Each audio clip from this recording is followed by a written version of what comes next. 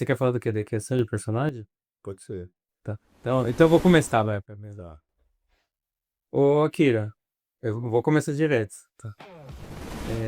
Akira, você hoje que está visitando aqui o estúdio e em alguns momentos a gente já conversou que a gente tinha conteúdo para falar para as pessoas num contexto mais amplo de arte, tanto bidimensional quanto tridimensional. E você estava me falando que uma demanda que chega muito forte para você é a criação de personagens. Sim. Eu queria assim, quando as pessoas te procuram ou topam nesse assunto, geralmente quem são e quais são as dúvidas? Uhum. Legal, né?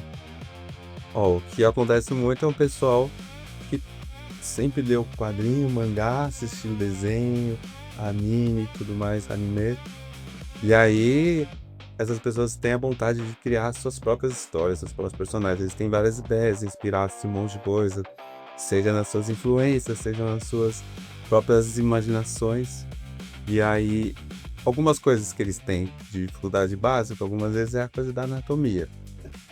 Mas nem isso não é uma coisa que a pessoa precisa dominar tão certo se o estilo dela for mais simplificado, mais cartoon, tudo. Então, algumas vezes o pessoal se prende a algo que é importante, a anatomia em si, mas é mais importante ter um visual interessante do que a anatomia correta, né? Então, acho que é isso.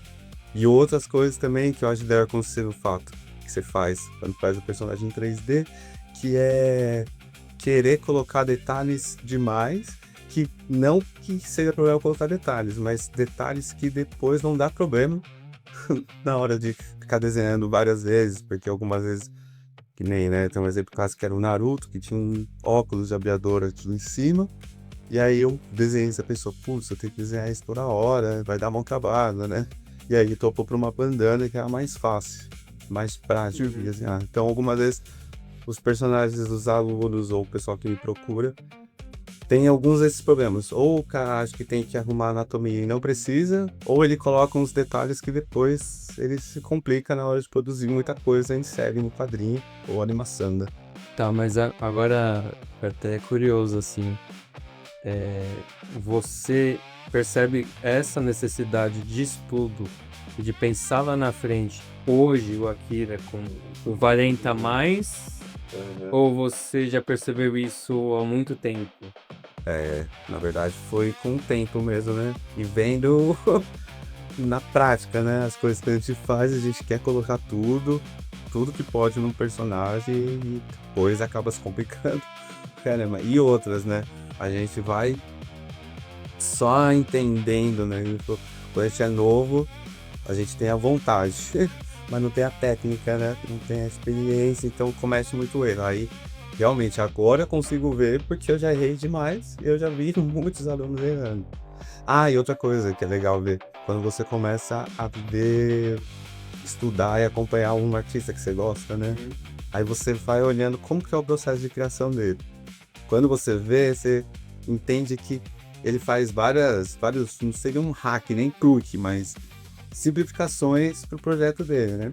Como às vezes ele não faz exatamente do jeito que ele queria, que nem eu falei do Naruto, mas ele faz de um jeito que é mais funcional e isso sem querer acaba sendo melhor até, né, pro produto em si, pra propriedade intelectual, personagem, tudo, né? Então tem isso. Acompanhar e ver como que outros artistas produzem algumas vezes tira os mitos, né? A gente acha que não tem que ser certinho, tem que ser assim, tem que ser assim. Mas a gente vê um outro cara, assim, não sei, ele deu uma gambiarra, né? Digamos por assim, ele fez uma gambiarra nisso e ficou melhor. E geralmente assim, porque você tem um curso de desenho, certo? É, Pensamento. E você, assim, em quanto tempo que você acha que a pessoa consegue ver uma evolução? Eu já dei aula de modelagem uhum. e sei que depende muito mais da dedicação pós-aula do que a aula em si, né? Mas qual que é a sua visão sobre isso? Eu concordo também, tem muito treino. O pessoal fala assim, né, que desenhar não é dom. Aí é uma coisa, existem pessoas que realmente têm o dom, né? Só que se uma pessoa tem o dom e ela não treina, é quase que igual a não ter dom. Nenhum, né? Então, do que adianta? E aí, essa coisa de chegar e treinar, eu acho que é o ponto. Só que aí, o que é falado, né? Repetição. Só que a gente não pode entrar no lance que todo mundo tem que saber as mesmas técnicas para fazer os seus personagens, porque tem vários tipos diferentes, né? Que nem o Henrique lá, o Moonstar. O Henrique Moonstar, ele faz personagens de cartoon. Ele não precisa ficar estudando a anatomia real, assim, ele tem que muito mais aprender como fazer exagerar formas, expressões, extrapolar, distorcer, né? Do que realmente ele fala assim, esse braço faz essa curva no cotovelo assim, aqui no escorço. Nesse caso não precisa, né? Ainda mais para quadrinho, quanto mais real a pessoa buscar fazer um quadrinho, desenho, mais ela vai demorar e menos ela consegue trabalhar na área. Distorção, né? Você tá falando que é mais passar a mensagem ali de uma maneira de expressão corporal do que querer seguir uma anatomia tão correta e que vai acabar travando o projeto, se diz, né? Total. Depende do estilo também, né? Depende muito do estilo. Aí que você tá falando que se a pessoa pensa que ela tem que aprender todos os fundamentos do desenho que todo mundo faz, ela perde muito tempo. Algumas vezes o estilo dela é esse, ela tá estudando esse para depois chegar aqui. Então, muito tempo desperdiçado, né? Não que eu não acho que estudar anatomia não seja importante, é importante, mas você tem que ver pro seu estilo. O meu é mais pro realista mesmo, né? Então, beleza, faz sentido, mas eu gosto do estilo mais realista, mas eu gosto da estilização junto. Então, eu misturo, não me preocupo se a anatomia tá certa. Então, eu estudo anatomia, sei fazer, mas na hora que eu trabalho, não me preocupo com isso. E é uma coisa que eu busco falar para meus alunos, né? Pô, seu estilo realmente precisa na anatomia perfeita? Não. Então, é muito mais interessante um design bem feito do que uma anatomia bem feita. Tá, e você tá falando de um projeto que é seu e do Henrique Moonstar, certo? A gente vai até colocar uma arroba dele aqui também, né? Mas me fala um pouco assim, porque foi o seu primeiro projeto envolvendo PROAC.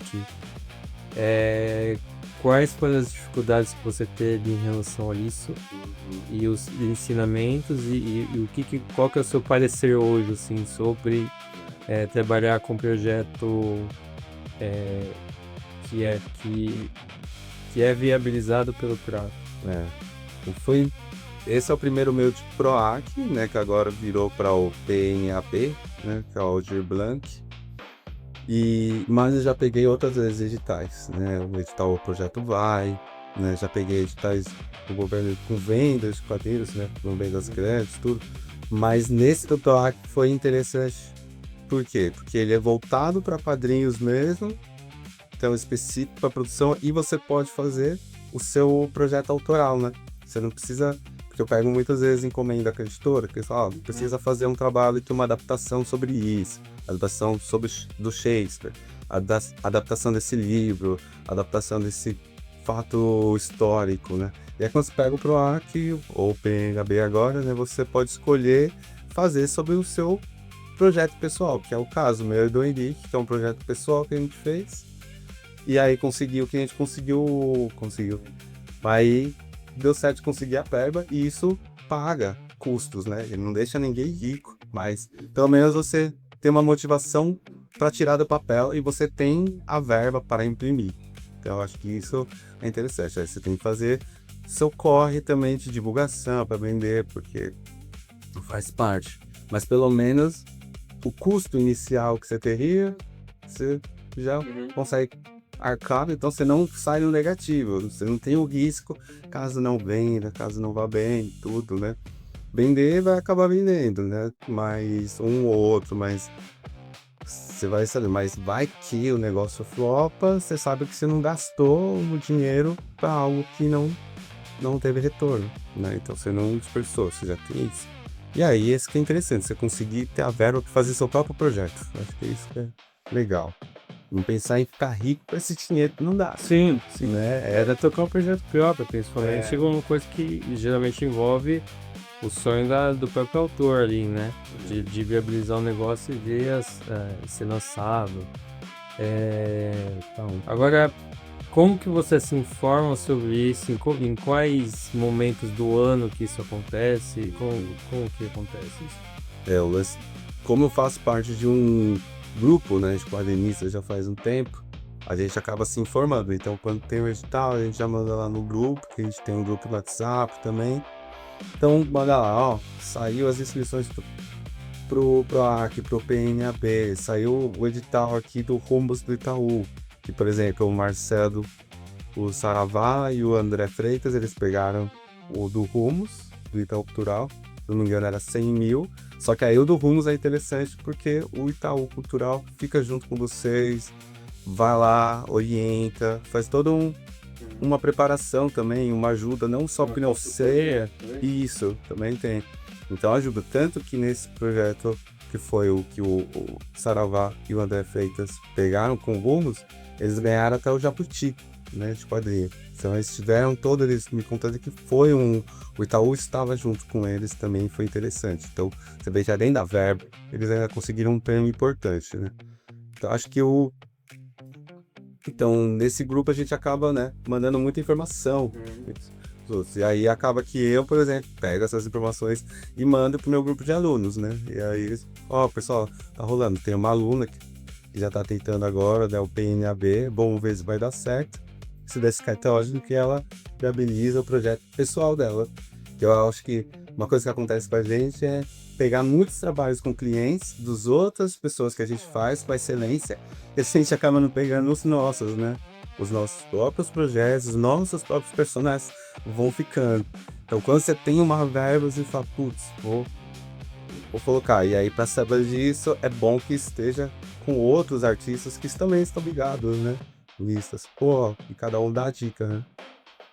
E dentro porque dentro da sua carreira, que você já fez tanto, já coloriu trabalhos, já fez a colorização, você já trabalhou com roteiro, deu aula, trabalhou também. trabalhou em agência, em produtora, vamos dizer assim.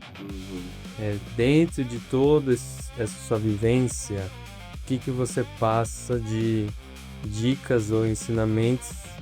Aí é bem papo de artista mais calejado aí pra gente, não é da safra dos mais calejados, mas também não é dos novatos, né?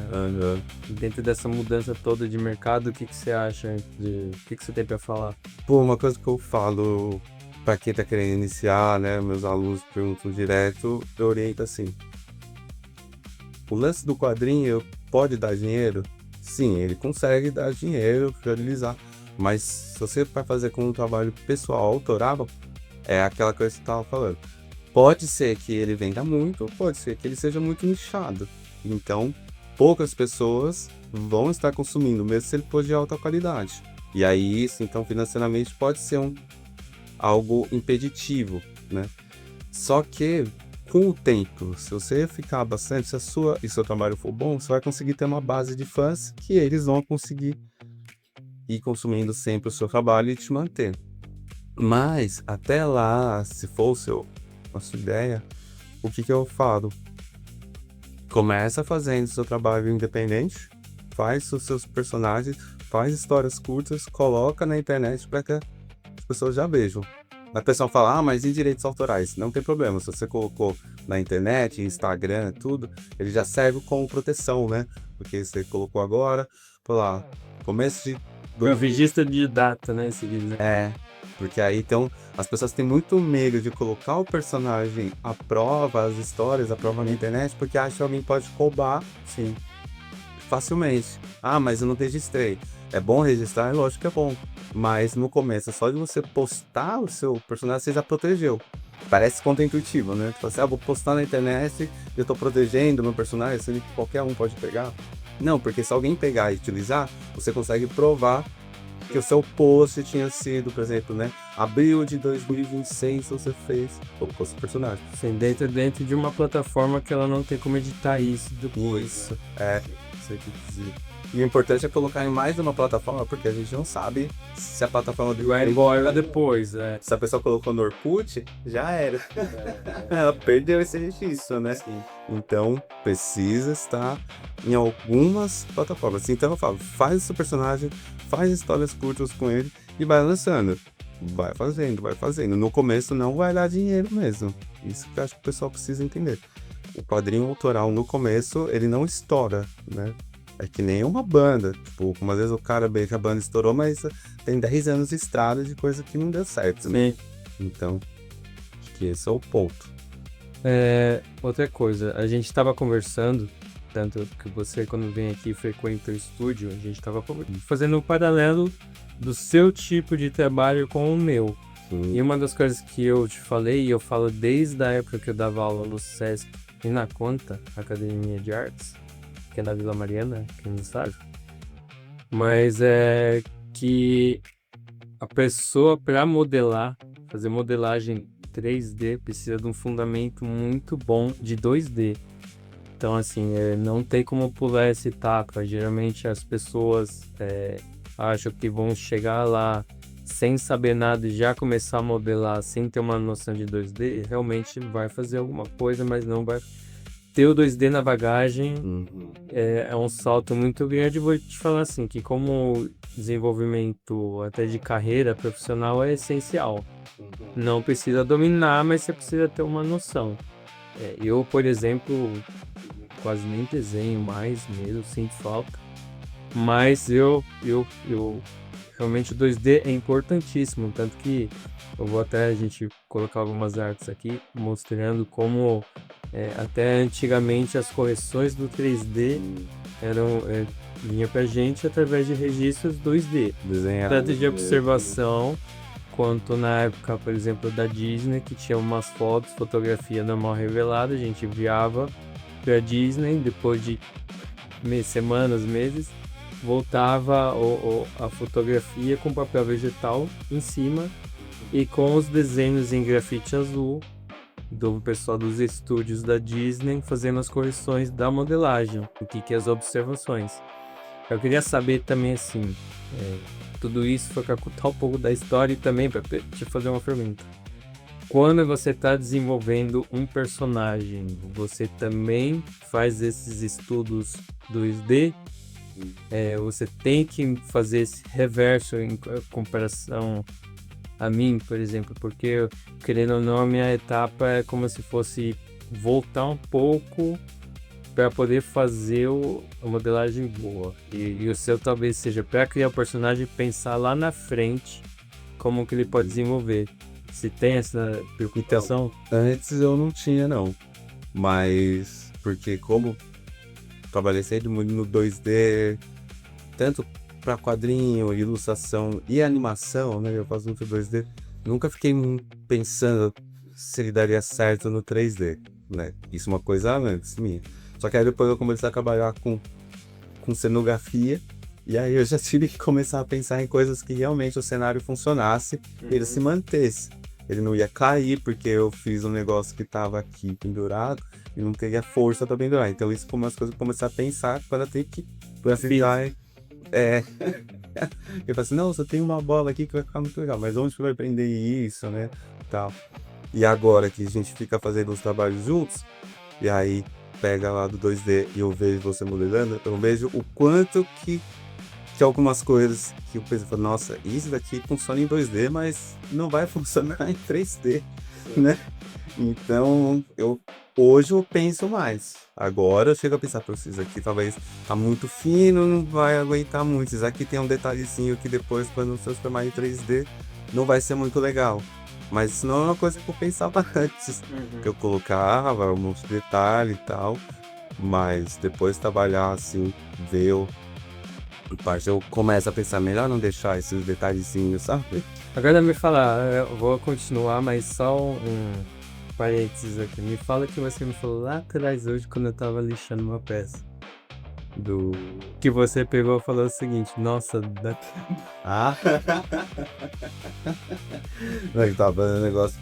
Agora estava fazendo, lixando com a mão mesmo, né? Então, mas o pessoal acha que pega, como que é, compra a impressora na Amazon, chega e você coloca e já é. Pegou a impressora 3D, aí você fez, agora você tá fazendo tudo, de montar, colar e lixar, né? Então, Quando a pessoa pega, acha que vai pegar o... pega o corte da internet, acha que você comprou, plugou e acabou. E, Você desenhou é, no negócio, fez a modelagem. até tem, mas aí depende do nível de exigência de acabamento que você quer. Então tem alguma. Você realmente pode imprimir alguma coisa, mas depende do que você quer. Por exemplo, não dá pra você. Eu já recebi muita mensagem falando, nossa, mas por que o seu fica oposto pra gente? Porque tem.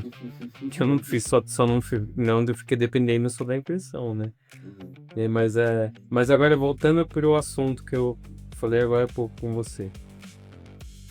Tá bom, você falou que você hoje, antigamente não pensava o 2D como 3D em peça física, mas por exemplo assim, se a gente pegar esse mesmo desenho e partir pro 3D digital, ele se equilibra não tem problema de equilíbrio geralmente, porque o digital aceita qualquer coisa. Então vamos excluir a parte física. Você quando vai elaborar algum personagem assim, antes e depois, não sei, você me fala. Pensando agora no 3D digital, você pensa de alguma maneira as outras vistas, como seria? Isso, eu até tinha falado isso, né? Porque no geral, quando a gente cria um personagem, a gente faz Tem que fazer esses testes. o model sheet, né? Então a gente vai lá, coloca, tem que fazer todas as posições, né? Tanto de moço de frente, 3/4, perfil, de trás, costas, como o corpo. E aí é uma coisa, né? Uma coisa é o personagem de frente, o rosto, né? Você tá aqui. Outra coisa é quando ele tá de perfil. Algumas vezes ele funciona bonito, né? De frente e de perfil você não sabe achar a forma certa de fazer para que ele mantenha o cabelo, né? Ainda mais, acho que quando faz pro realista, mas pro realista até que não tem tanto problema, mas, por exemplo, no estilo do Henrique, no Star, que é um cartoon, você tem um cabelo que estica pra caramba assim, né? Ele funciona bem no 2D aqui, mas quando você virar, talvez aqui não vai ficar nem bom no 2D. Você tem que arrumar outra solução mesmo no próprio 2D. Então, tem que fazer esses testes. A gente acha que vê um artista fazendo já... Nossa, é isso que o pessoal confunde com o dom, que a pessoa pensa e já faz. Só que isso, ele tem até que ter o dom, mas ele teve o treino, né? E ele tem que conseguir fazer várias vezes. A gente tava operando, né, os personagens. O do Grimória, né? Por exemplo, o Henrique fez pelo menos, no mínimo, 3 ou 4 versões. Até a gente chegar nessa versão que tá agora. E nada vai garantir que seja a última versão, né? É capaz que com o tempo mexa um pouquinho, mexa outra coisa. Por causa disso. Algumas vezes não funcionava, não tinha um apelo. A gente viu que antes não tinha tanto apelo os personagens. Isso você me mostrou agora a diferença gritante da primeira versão para a última, a questão de apelo, né? E o lance de estilização, né? O Henrique no começo não tava puxando, estilizando e exagerando tanto. Aí ele foi buscando isso mais no traço dele. E aí o cabelo que era baixinho virou grande, né? As roupas que estavam mais contidas começaram a aumentar, mas isso por causa do estilo dele, que ele gosta disso, só que aí causa problema, né? Quando você faz o estilo cartoon com as coisas assim, quando você vira do próprio desenho, nem Sim. você mudou, está aí agora, como funciona isso? E aí vai teste. Mas quanto mais a pessoa desenhou na vida, mais ela consegue. Sim. Mas você enxerga aqui, por exemplo, se tem um modelo 3D aí, facilitaria muito você girando, já que, por exemplo, se a gente pegar o próprio Windows, ele tem um visualizador de 3D, então você poderia colocar lá e só girar para ver como seria mais ou menos. Não, e isso que é bom nas tecnologias hoje, porque isso é uma coisa que a gente queria que existisse lá atrás, né? A gente poder pegar o personagem, não precisa nem só colocar a frente e ele traz o resto, não, a gente desenha cada uma das partes, mas depois ter ele no aplicativo de 3D, né? Só para girar, para poder colocar o braço, a pele de um jeito e girar e muda, né? Aí só... Você sabe que que seria mais ou menos o papel daquele manequim de madeira, né? Antigamente, você sabe que tem um vídeo do meu pai, no Pequenas Empresas Grandes Negócios, então o Maurício de Souza junto. Olha, claro. E o Maurício de Souza participou da gravação do Pequenas Empresas, falando do estúdio aqui. Ah, massa. E ele pegou e o Maurício de Souza tem um depoimento dele lá falando que por causa das modelagens do meu pai facilitou ele a desenhar e entender melhor os personagens dele. Nossa. Então, assim, isso é uma coisa que você vê que, assim, não é... A gente não tá falando de agora, e a gente tá falando coisa, sei lá, que talvez seja até mais fácil pensando tanto em IA, quanto só na modelagem mesmo tridimensional, mas isso é uma necessidade que já vem de lá de trás, de toda a modelagem muito mais artesanal, né? Nossa, e você falou da Turma da Mônica, eu acho que é um exemplo perfeito. Eu tava pensando na hora, e ainda mais que vocês trabalham direto com a Turma da Mônica, é um exemplo que a gente pode puxar, até porque, né, lá no passado os personagens eram 2D absurdamente, né, muito forte o 2D, que era muito difícil no próprio desenho colocar a Mônica de frente, né, assim, ela só tinha uma posição, era no próprio desenho, né, Sim. e aí, Você lembra quando começou a ter de frente? eu sei que assim, demorou, mas eu não sei o ponto. Não, foi. Não, mas é marcante pra você quando começou a ter. E isso, pra mim não tinha, Pra mim também. ficava estranho. Porque quando eu era criança, algumas vezes eu tentava desenhar Turma da Mônica de cabeça, tudo, né? E aí o pessoal pedia, desenha ela de frente. E aí eu ficava procurando de frente, não achava a Mônica de frente, a Cebolinha de frente, não achava. E quando eu tentava fazer, ficava estranho, as orelhas ficavam assim, o cabelo da Mônica não fazia muito sentido. Eu não conseguia imaginar. Se você for pegar mesmo a escultura mesmo 3D, pro 2D ele ainda não bate 100%, né? Mas ele já chega perto, porque o que acontece? Se você pega um 3D e transforma em 2D, ele começa a ficar muito engessado também, o desenho. O desenho fica engessado, ele fica muito... E é isso que você falou do perfil do Henrique Monstar, que ele precisou... começou de uma maneira que a gente até... talvez você coloque a arte pra gente ver, o pessoal não dá uma olhada, mas você vê que ele tava mais contido, engessado e mais realista até. Aí você foi realmente estilizando. Você pegar o 3D, minha experiência de pegar 3D e transformar em 2D, depois ele começa a ficar muito engessado. Você não pode ficar ferro e fogo. Uhum. Uma coisa que meu pai falava muito, e eu concordo, e assim, e ele tava falando muito da modelagem analógica, o manual mesmo tradicional. E quando eu comecei a mexer com 3D, que foi acho que mais ou menos em 2008, 2009, por aí, foi numa pós-graduação que eu fiz lá no Sesc da Tito, né, ali na Lapa. Sesc com Senac. Da Lapa. Ele falava o seguinte: você pega a Disney ou Maurício de Souza Produções, manda as artes 2D, mas ele não conversa à frente com o perfil. De fato. Só que o que eu percebi, quando eu comecei a modelar, que é uma maneira mais cartesiana, falando assim que é exato, ele também não bate. Muitas vezes ele não bate a medida, por mais que você faça do modelo que assim, a mesma linha que você está fazendo de frente no 3D é a mesma do lateral. Não são desenhos separados igual 2D. E também não batia. E você pegar e usar eles de referência, putz, às vezes ele também não bate. É engraçado isso, né? Porque a própria visão da gente, ela dá umas... Eu não sei se é certo o que eu tô falando, mas parece que ela dá umas compensadas. Pra não ficar... Não sei o que acontece. Eu sei que eu já fiz isso, de pegar um modelo 3D, transformar para 2D, e também não ficou mais próximo do real do que você fazer à mão a interpretação de frente de perfil, mas ela não ficou exata. Sabe o que você falou? Me lembrou um ponto também. Quando a gente pega uma foto, né?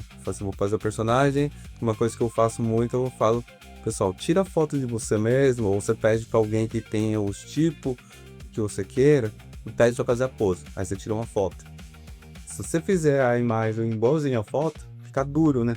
Fica. Sempre que pega, assim, uma referência, você faz muito fiel à foto, o desenho 2D vai ficar engessado pra caramba.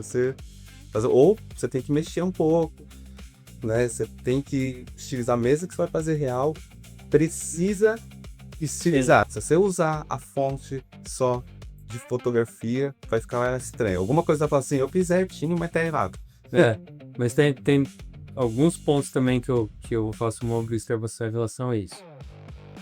Por exemplo, tem muitas vezes que você pode pegar um frame de um vídeo ou uma foto, se você representar igualzinho, vai ter alguma coisa estranha. Estranha, não tô falando em formato assim, mas por exemplo assim, deformidade.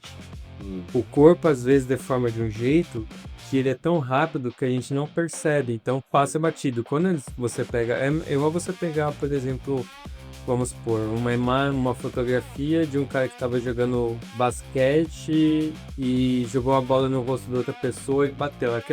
Na hora que dá aquele impacto, deforma totalmente de uma maneira que você acha que não existe até você ver uma foto. Né? É verdade. Eu acho muito legal isso, só que depende, é muito 880, né? Tem gente que acha muito legal, tem gente que fala que é imaginativo, e geralmente tem muitas vezes que nem é de verdade que acontece daquele jeito.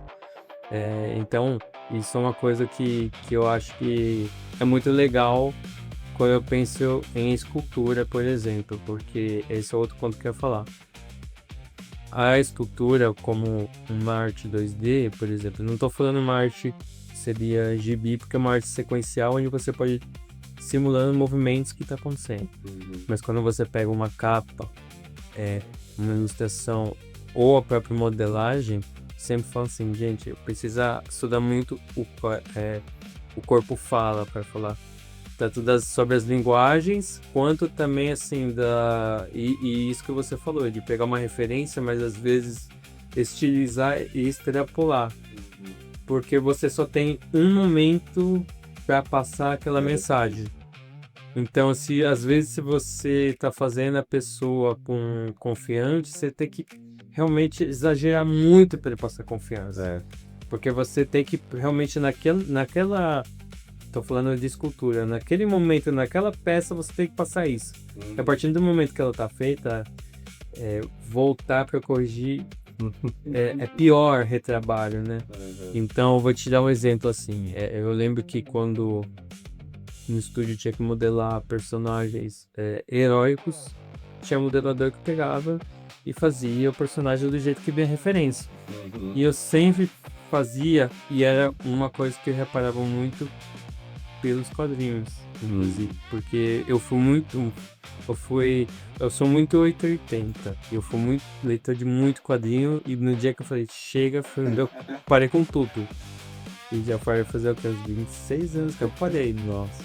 Mas Parei no começo dos 2000. Foi no começo, eu até lembro, foi quando lançou o primeiro X-Men de filme.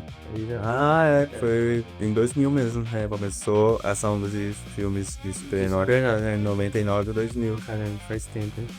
Mas aí uma das coisas que acontecia é que eu falava assim, olha, pra você passar, e nessa época eu tava estudando na faculdade, justamente aquela coisa de águia, leão no corpo, assim.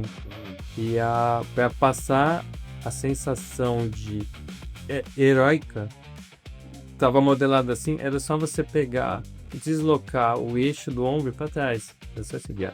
Puxar. Arco. Cara, isso aqui já era uma coisa assim, que você fala, putz, deforma, ninguém fica assim. Só que isso já transformava o personagem num herói muito confiante e forte. Então, assim, como você tá falando aqui, você às vezes tem que fugir um pouco da realidade para passar a mensagem, né? Muito. Dentro disso tudo. Agora, vou até agora puxar para um lado da gente aqui. Sobre o que eu tava lixando lá fora. Pode falar, então. Agora que eu tava... E você já vai ter feito, né? Já. Então, você tava fazendo lá o busto do seu pai, né? Uma escultura, tudo em tamanho real. E aí que eu tava falando, eu falei, nossa, né, o pessoal olha, acha que já sai pronto, né? Sendo que você tava tendo que lixar toda a pele, né? Lixar certo, e dar aquela. Eu falei assim, nossa, olhando de longe assim, você fala, "Putz, tá com vida isso. Você olha, mesmo não tem o corpo, você fala, cara, aqui, né, a bochecha dele tá pra sentir como se fosse apertar mesmo o negócio, né? E quando uma pessoa olhar pra falar assim, nossa, tá real, super real, né? Só que eu não sei, hoje eu não sei o quanto está real, porque tem que mexer um pouco pra forçar a realidade, né? Uma coisa que a gente não percebe, né? A gente força um pouco uma realidade mesmo no real, né? Então, mas foi até legal você tocar nesse ponto, assim. Por isso que é legal essa troca, porque é uma conversa que não espera do jeito que vai da dúvida de um artista, inclusive. Mas, assim, o que aconteceu? Já faz um tempo aí que o Museu Museu dos Brinquedos de Petrópolis, a gente conheceu, eu já conheci a história da gente, e eles falaram que queria fazer uma homenagem aqui pro legado, pro estúdio e principalmente pro meu pai, que foi bom. E aí a gente, esse ano vai, 2026, né? Tá vendo vídeo, mas vai fazer 5 anos agora, final de abril, e a gente vai lá para inaugurar uma homenagem lá, um espaço dedicado pra gente ali. É um espaço pequeno ali, que vai ser uma face ali, Mas é uma homenagem, né? E é um ponto importante na história. Isso. E assim, o que dentro disso tudo casou, porque assim, eu não tava pensando em busto. Uhum. Mas esse ano, em algum momento eu tava fazendo escaneamento 3D de algum produto, acho que era uma boneca, inclusive. Mais pra guardar mesmo. Não, tava de serviço, de uma boneca eu tava escaneando para um serviço. E aí meu pai e minha mãe vieram visitar aqui a gente. E quando viram pra cá, eu tava com o scanner, eu falei, quer saber? Chega aí. Vem cá, vou escanear vocês. Aí eu fui assim, primeiro pra eles achando que era pra fazer graça. Aí, o que você vai fazer? Eu falei, não. Porque eu já comecei dentro do que tem o pessoal que tem uma admiração muito grande pelo trabalho, pela história de meu pai e tudo. Eu falei, putz, uma hora vai ter que ter alguma coisa. Uhum. E eu falei, então já vou escanear e Melhor já ter. pronto. Aí o pessoal, nossa, que esquisito. Tá pensando, sei lá, o que vai aparecer lá na frente. Eu falei, não sei, cara. Mas eu prefiro já ter. Melhor já ter. Porque assim, pra modelar, cara, eu sei modelar. Só que demora o tempo, cara. E eu tô velho aqui, né? Não quero ficar toda hora modelando, vendo aquilo ali. É legal, Sério. mas putz, meu. Aí eu peguei e falei, puta, eu vou escanear. Escaneei e aí eu deixei lá guardado esses meses. E depois eu falei, putz, pra ter já uma homenagem lá, talvez eu consiga contribuir de uma maneira melhor, né? Tocar também a então- presença da pessoa, então, não só os objetos e as obras que faz. Até porque a gente contar a história só como no vídeo, ok, mas putz, ele tá lá, esteve presente ali. E assim, por mais que não tô nem falando de vida ou morte, mas assim, a gente não sabe quantas vezes vai pra lá. Né? Então assim, espero ir mais vezes, de verdade. Mas ele se mantenha com vários eventos. Isso, então assim, e outra, pessoal que, putz, é legal, acho que até, querendo ou não, pensando no formato, como funcionam os negócios hoje, é legal você ter talvez alguém lá tirando foto junto e postando. Sim. A gente compartilha, ou foi alguém que é conhecido, foi lá, vai querer tirar foto e mandar. Então, Fica pra história, né? Eu acho que é importante, porque muitas coisas que vocês fizeram, um monte de pessoa teve isso em casa, sabe? Fez parte da vida, não é só uma coisa isolada, sem que uma pessoa teve outra. É algo que faz parte da cultura do Brasil até. Então, exatamente isso, né? Eu achei tanto cultura como, cara, ele é um registro histórico de costume, do que aconteceu na época, o que estava se passando, quais eram os gostos da época. Então ele deixa de ser só brinquedo. E então eu falei, putz, deixa eu quer saber, vamos ver aqui. Eu fiz lá, cara, aquela mesma coisa, mesmo do escaneamento não estava pronto, eu tive que modelar bastante parte ali. A pessoa acha que já vem pronto, tem, nunca vem. E limpar de uma maneira que ficasse até interessante, assim, limpar, tô falando, a malha do 3D. Fiz isso, consegui fazer até de uma maneira que eu achei que até que foi rápido, assim. Então, umas 4, 5 horas eu consegui A pedir. experiência, né? Quando a gente percebe, né? Então, eu até fiquei surpreso, porque, assim, eu acho que até pelo jeito de não ter... Isso é uma coisa que eu sinto muito, assim, é não ter a pressão das coisas. Então, foi porque eu queria e vai ficar do meu jeito. Ninguém me pediu. Ninguém pediu mesmo. E eu peguei e falei, vou fazer se der tempo tal. Cara, tem as impressoras aqui. Só sei que, assim, fazendo um busto do peito pra cima, com as impressoras e um dia imprimiu tudo. E eu fiquei com receio de não dar tempo. Então, isso é uma coisa que, cara, é legal, né? No final, querendo ou não, até meio controversa dentro da história toda, mas é legal pra gente ver como, talvez até a representação do estúdio hoje, porque, por exemplo, a gente está homenageando uma pessoa que começou primeiros desenhos da Disney pegando num saco de pão, que ele não tinha nem papel, sabe? Desenhando um carvão ali, com grafite mesmo. E ele começar a modelar na massa de modelar. Eu mesmo aprendi junto com ele mesmo, aquela primeira massa infantil, que era bem mole, assim, que chegava um dia quente e tava todo derretido. Aí depois no final virar um busto que foi feito muito rápido em 3D com impressão, né? Isso acho que foi uma coisa que dentro de todo o contexto, assim, você vê, contar muito sobre os 40 anos, né? Tipo, como começou e como tá aí ainda. A evolução, né? O valor, não, como mudou, né? Na verdade, assim, como mudou o jeito de fazer as coisas. Muda. E não dá pra ficar pra trás, né? Não dá pra reclamar que as coisas mudaram, né? Não. Senão você estagna e passa, você só reclama. Passa, E isso é uma coisa que a própria... A arte mesmo em si, eu não vou nem aprofundar nesse assunto de inteligência artificial, mas a gente que já tem mais de 20 anos de carreira, vamos dizer, a gente também viu algumas situações dessas em relação ao Photoshop, né? Muito. De pegar, e hoje é uma ferramenta que é essencial, né? Ninguém vai falar que você não é artista porque você está usando o Photoshop, né? Assim, pra fazer o seu trabalho, tudo.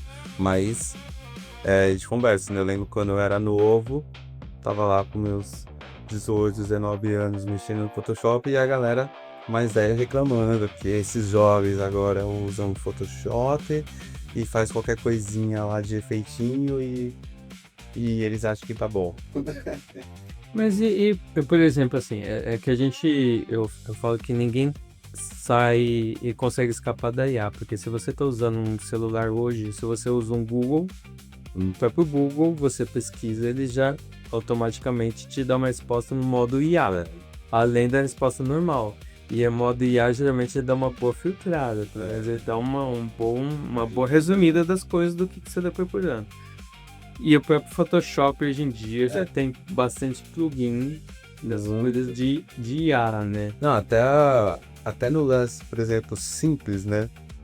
Que é você selecionar um personagem num desenho porque eu quero pegar e mudar a cor dele.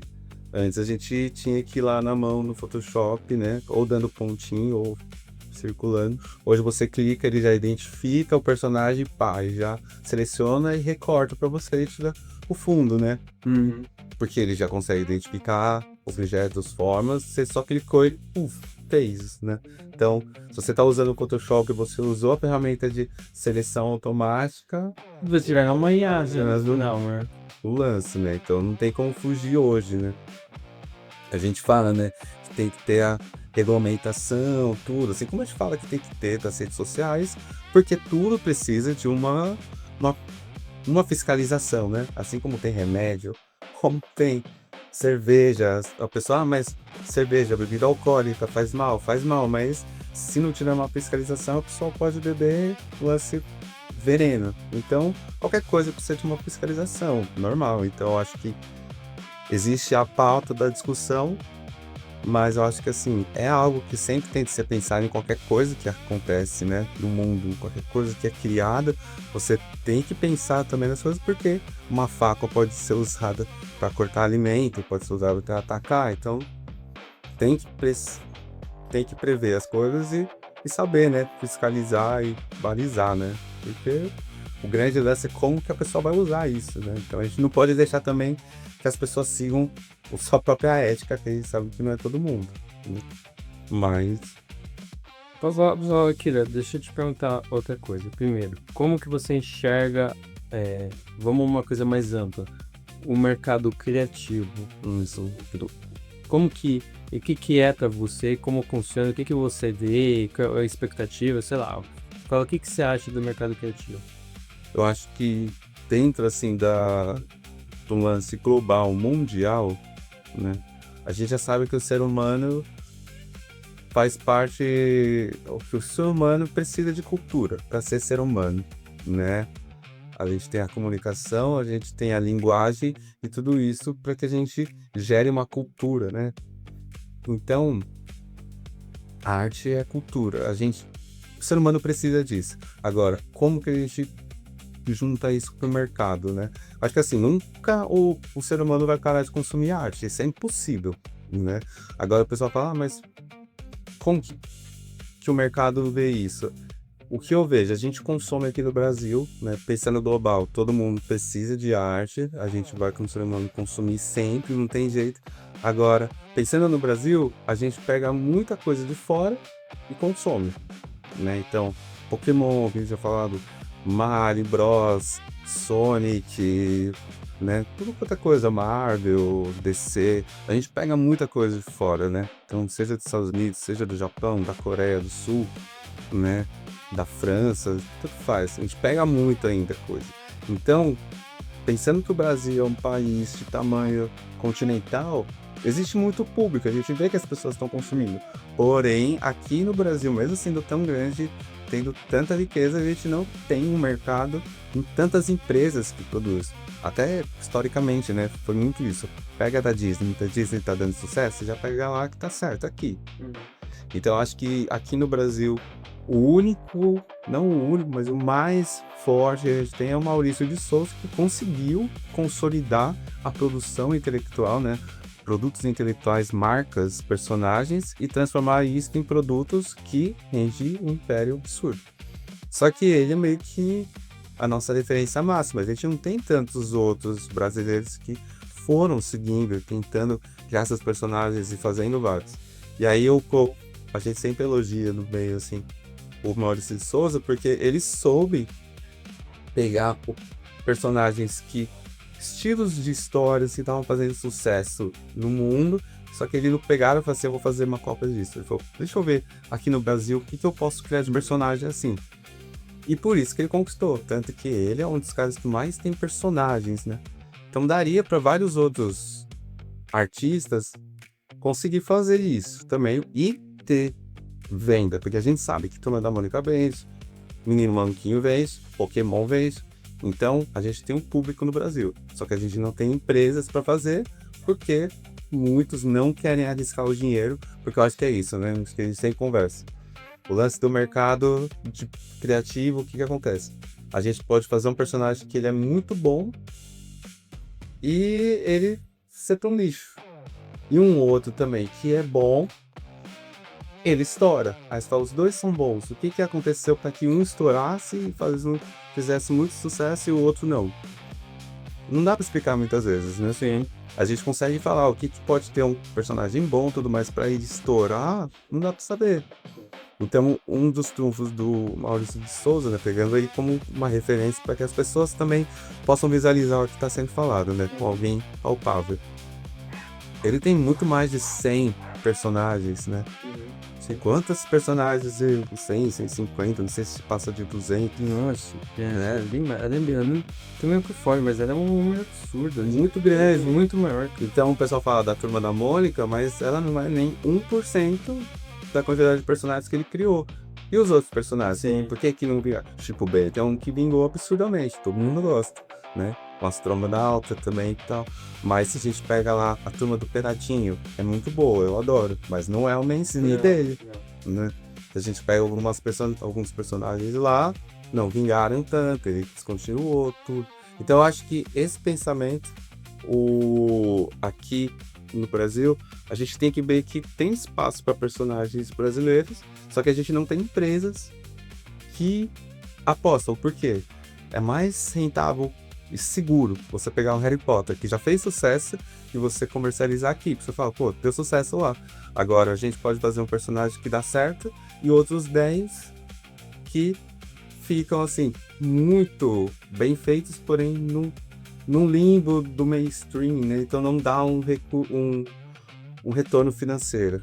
E aí, se as empresas elas estão assim, pô, mas fazer 10 para conseguir um que dá certo, aqui eu já pego da Marvel, do Homem-Aranha, e eu sei que ele vai dar certo, né? Então aqui no Brasil a gente sofre muito que as grandes empresas comandam, né, as partes de produção, eles vão dar prioridade para algo que deu o lucro certo, né? O empresário não pode ficar arriscando também, né? Você tem grana, só que se você gastar grana, é seu funcionário que não vai receber salário depois, né?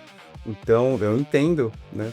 Mas acho que umas grandes também poderiam arcar um pouco com o risco, né? Para fazer. Mas enquanto isso, o que o pessoal faz? Independente, né? Começa com independente. E aí, quando aquele artista que era independente começou a fazer sucesso, tem público, começou a mandar bem, aí as grandes empresas, seja editora, seja alguma agência produtora, vai chamar essa pessoa para fazer. Então, isso que acontece. Resumindo, a pessoa começa como independente, ela dando certo, as grandes vão fazer e vão acabar chamando. Por quê? Porque já sabe que é o retorno certo também. Ele já tem público. Então, se esse artista produzir, ele tem o público para vender, né? Que é o que a gente conversa, como que os influencers hoje em dia lançam livros de qualquer coisa, né? Porque no Brasil 20 mil cópias já é best-seller, e aí uma influencer de 3 milhões de seguidores algumas vezes consegue vender essa marca. E aí já compensou para a editora, né? Mas é algo que passa, né? Sim. E algumas vezes esses influencers fazem sucesso um tempo, sobe, né? Eu ia te fazer talvez até na última pergunta agora. Onde que você indica lugares para consumir esse tipo de material? Então, tanto quadrinhos, ou pode ser até livro, alguma coisa dessa, até meio geek, assim.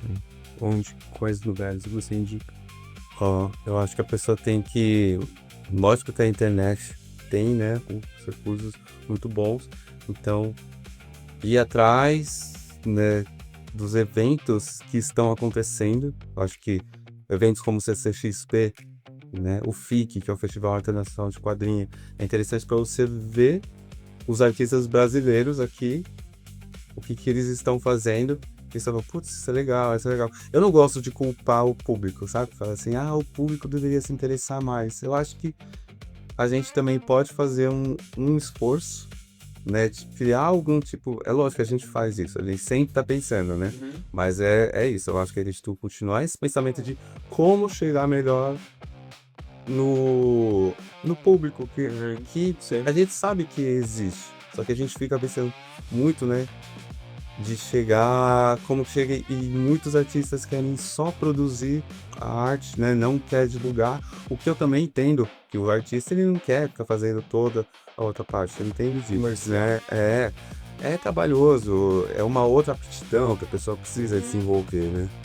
Então, Mas para mudar a etapa dele, ele precisa lidar com isso, ou colocar gente de limite. isso, Então não dá para esperar a mesma coisa fazendo coisa igual. Não dá para esperar coisa diferente fazendo coisa igual. Então, é isso que o Maurício de Souza ficou conhecido, né, falando sempre dele, porque é um caso que todo mundo vai saber identificar. Se eu falar os outros autores, talvez a pessoa não conheça, não seja do público ideal, mas ele fala, né, que é metade artista, metade empresário. Que a gente brinca aqui também é o seu caso, né? Você é o nosso exemplo do artista empresário. Você tem o seu estúdio, que é uma empresa mesmo, né? Já com décadas de experiência, só que você também é artista. Então, a pessoa, ela é artista, ela é empresária e ela consegue fazer. Agora, eu acho que todo mundo deve ser assim. Eu acho que nem é possível que todos os artistas sejam assim, né? Infelizmente. Só que é uma necessidade numa sociedade como a nossa, que enquanto não existirem empresas grandes que conseguem pegar os artistas e, e né, trabalhar junto com eles, criar uma carreira e cuidar da parte comercial, da parte de mídias, de tudo, né? E deixar o artista criar. Enquanto não tiver as empresas que são assim, o artista vai ter que se virar fazendo a sua parte comercial. Até ter um tipo de mercado desse, empresas que funcionam legal, o artista precisa ter isso. Agora que você fala, eu já. Não, mas eu concordo com você, dentro disso tudo. Eu acho que nem todo mundo tem um perfil disso.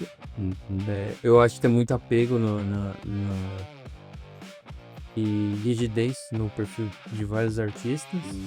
Eu acho que nem quem tem perfil comercial ou de empreendedor ou de empresário, que talvez você tenha me colocado nisso, não quer dizer que eu lide bem ou faça bem também. Inclusive, entendeu? Então, ter perfil é uma coisa, mas para fazer acontecer, cara, é buscar crescer para você conseguir colocar outra pessoa, porque ninguém faz nada direito fazendo duas coisas ao mesmo tempo. Então, então acho que o foco acaba sendo esse. Agora, para finalizar, eu vou pegar e indicar o lugar que é do nosso parceiro, do Fábio, né? Isso. Comic Boom, que é na região do Tatuapé, Sim. que tá sendo legal, que ele também, assim, é uma coisa que eu acredito muito, que ele, além de vender ou defender essa cultura geek, trabalhar com isso, comercializar isso, ele tá fomentando a cena, criando eventos. Sim. E Total. acho que no final das contas, essa parte do mercado criativo acaba tendo uma parcela grande, tem os nichos e ele precisa ser fomentado sempre visando com um ecossistema e experiências. Entendeu? Então acho que assim, não dá mais para ficar achando que só um caminho que vai prosperar o outro, não. Acho que um cada vez vai precisar estar mais amarrado com o outro. E por isso ecossistema e pensar em experiência. Deixou de ser só criar um personagem, ou vamos, no meu caso, criar uma escultura se ele não tem uma história para ser contada antes. Então acho que agora, querendo ou não, isso é tipo de experiência. Quando ele tá vendendo, criando um evento lá, agora ele montou um café na parte superior, então tem alguns encontros lá, pode culminar ali em vendas para ele, mas é uma experiência como um todo, porque é falar do mercado, apresentar artista, conhecer o artista, introduzir as pessoas novas, crianças, seja ali famílias, dentro desse mercado. Cara, é isso, movimentar a cena, né? E você falou, tá como que bom, porque era um lance que eu tava pensando. Eu falei que beira dos eventos grandes, né? CCXP, FIC, porque são os sim dos nossos grandes importantes. E aí, nisso, né?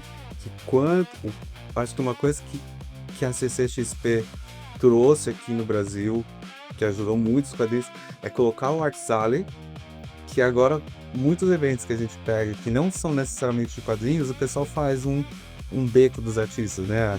Os artistas colocam a mesa, seus trabalhos e vendem, né? Então, como o Maribélia, como a Comic Boom, ele é interessante porque algumas vezes você não tem o dinheiro para ir para CCXP, que a gente sabe que ingresso é caro, muito caro.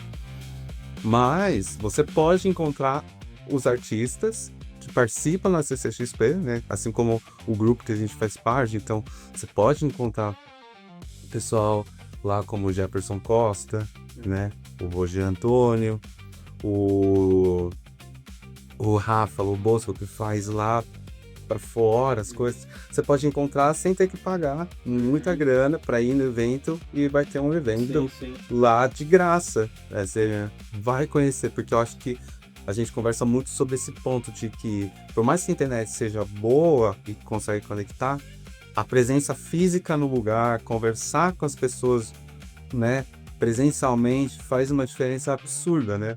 Então, você tá, né, bem, você fala, não pude ir na CCXP, mas vai ter o Jefferson Costa com o Wagner Williams fazendo uma noite aqui, a Noite das Livrarias, e eles não estão falando sobre os trabalhos deles, né? Ele, junto com a Regi, que é esposo do Jefferson e também é roteirista, né? Então, você vê um evento desse e fala, putz, aqui eu posso ter contato com eles, vou pedir para autografar e conversar, né?